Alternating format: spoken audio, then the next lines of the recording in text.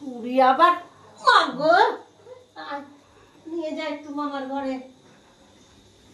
বৃষ্টি হয়েছে না বাবা, মাগো ও বাবা মামার বাড়ি, তোর হাতে মিষ্টি কই? হ্যাঁ এই সুদেব চুপ করতে বল। সিদ্ধার্থ, হ্যাঁ মামার বাড়ি যাচ্ছিস, তোর হাতে মিষ্টি কই? ও মিষ্টি দেব, মিষ্টি লাগবে না। মিষ্টি লাগবে না? না। ও বাবা এই পিছল যদি পড়ি সব শেষ। মাও যাবে ছেলেও যাবে।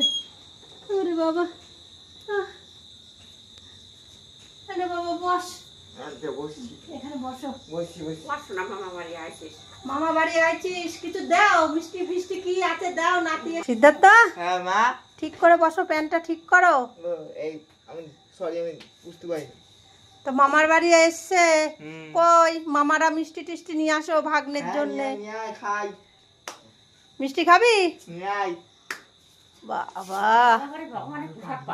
বলছে মামার বাড়ি ভগবানের প্রসাদ পাবি।